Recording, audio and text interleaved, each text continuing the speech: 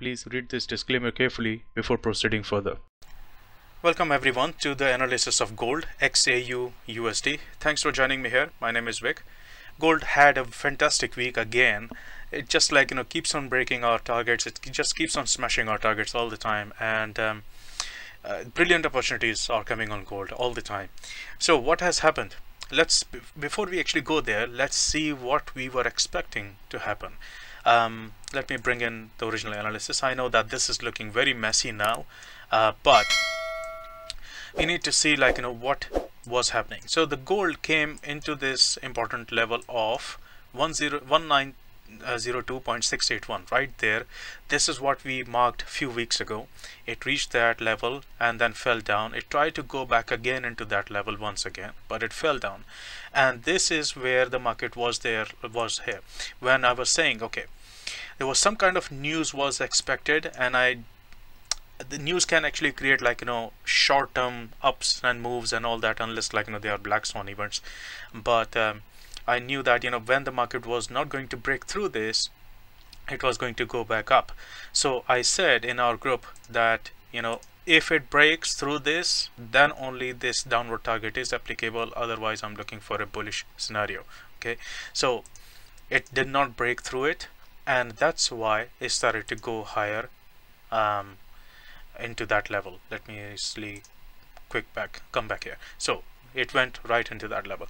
Ultimately, when it came back, it broke through that level, and since then gold turned into bearish. So after this was the only FCP zone which was providing little bit of support, but it was expected to go down that way. There were few gaps which were unfilled when the gold was moving like this. There was one gap here. This was filled in the process here, and there was another gap which was just around here, which has also been filled. Okay, so gold has been filling all the gaps. So the last gap was around 1768, actually, yeah, 1768, and this was also notified in here. So let me just quickly show you what I mean. Another gap left. So this is the one which I was talking about. So this was the gap left, and then it was filled later on. Okay, before that, let's go and see what has been happening even before that. So in here I mentioned that market was going to fall because of these targets. So VATA Envisage was also telling us on daily time frame that gold was going to go down to 1840, then 1825, and even further down than that, but it was able to tell that few days in advance that market was going to go down. And on 1 hour time frame, little bit of upward move caused a little bit of confusion. Some of the traders started yeah, this doesn't work, and they started to go up. But you have to remember that those targets are on daily time frame. That means it can take few hours to few days to reach those targets, and that does not mean that for few hours they cannot be up and down movement. So this upward movement came right into our zone, came right into our target area, so we were able to capitalize on this move as well. And then immediately after that, we started to take a short trade. So this was that move. So the market went higher, and then we were looking for short trade once again, because this level of 1866.293, which was supposed to be support, now turned into resistance. So all of these levels which are they were acting as support and resistance all the time. Okay, ultimately the market fell, and we were able to capitalize on maximum majority of these moves. So this was before, and this was after the market reached the profit target here, this one 1840 and 1825. So all of those actually worked out. And so what is now? What we should do is we should go back and reset this entire analysis, because this has become very, very cumbersome. I've been using it for last 3 months or so, approximately 3 months or so. So it has become very, very complicated now. So let's remove that and start afresh. But before that, let me show you what we have on VATA Envisage, because that should give you an enough idea already. So let's go to the weekly time frame. On weekly time frame, the market has turned bearish. So we have red color, and we have red color here as well. And the market is showing us a profit target of near about this level here, which is 1650 level, and that will only happen if the market goes through this midpoint here, right? This is the one, and in that process you can see this is the M pattern which is forming right now, and this can lead price into 1500s or so, and that may take few weeks to months because I'm talking about weekly time frame.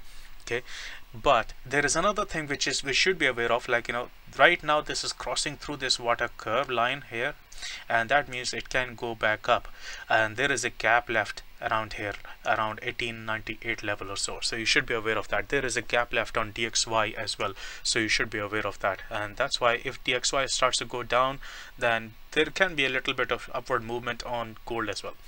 Having said that, there is enough evidence in the past. If you compare the charts of DXY and gold, there is enough evidence that both gold and DXY have been moving in the same direction for a long period of time. They do that all the time. Only on smaller time frames they like go in opposite directions, but on higher time frame, for years, for months, they have moved in the same direction as well. So it is quite possible that while DXY is bullish, gold is also bullish, but it may show you a little bit of contradictory movements on the smaller time frames. Okay, so let's look at the daily time frame. On daily time frame, these are all the targets. The market has busted all those targets, and right now what we have is kind of an M pattern here, and that can actually push the price back up into this VATA curve or even higher, because there is a gap around somewhere around here. So let's look at that gap as well. Some of you have really asked me how to find gaps. It's very simple. Go to your broker's feed, try different feeds, and go to your broker feed or even TradingView sometimes, and go to the smaller time frame, and you should be able to spot gaps. If you're not able to spot any gaps here, then probably this particular broker does not have that, but there is a gap somewhere on gold here. I saw that, and if I'm not able to find here, then I'll post a chart in our Telegram group, which is free. You are always welcome to join that as well. So this is what we have on VATA Envisage. Let's look at daily time frame. It can go higher, that's what we can see, but there is a target coming right here, which is quite possible. It is 1747. That's also a possible target, and that will also coincide with previous structure here, and it will also probably coincide with a fib level here. Okay, right now we are on a fib level, so we can expect a little bit of upward movement, but this is looking very close to 1747. So beware of upward movement. I think it is going to go higher a little bit, otherwise we are looking at 1747 level easily.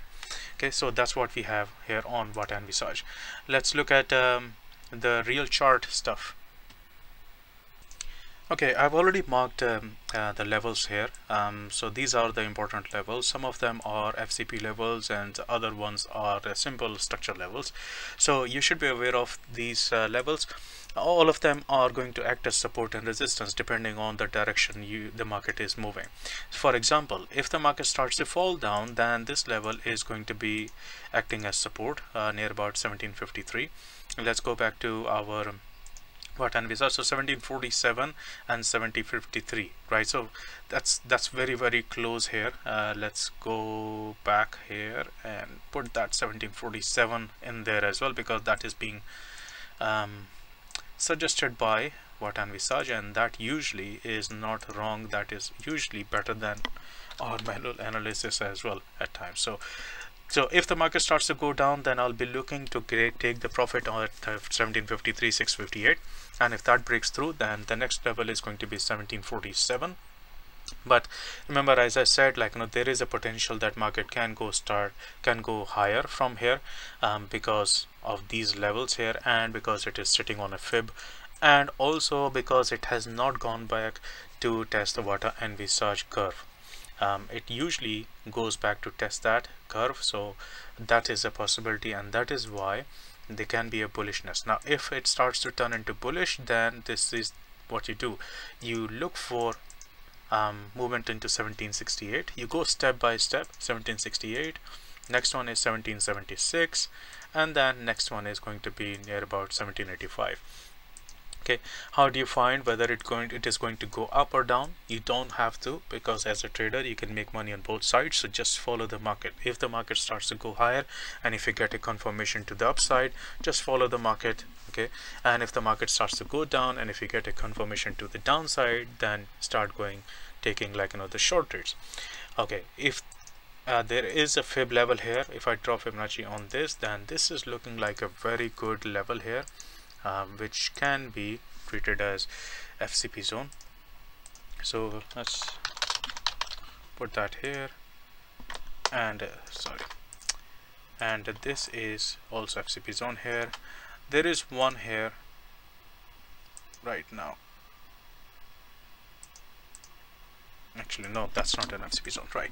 Okay, so if the market starts to go higher, then follow these levels here. The next level, the mid level, is also important here, and then in that process we will have, if the market starts to go up, then we will have a W pattern forming somewhere around here, completing there, and if the market keeps on going down, then we are looking for a bounce somewhere around here, 1747 or 1753 level or so. So this is what we have on gold. If you enjoyed this analysis, found this useful or educational, make sure you hit the like button, put in a comment below this video, and also share it with other traders and trading communities, because that's how you show your support and gratitude, and that's how other traders are also able to take benefit out of this. Okay, I'll see you in the next one, and have a great trading week next week.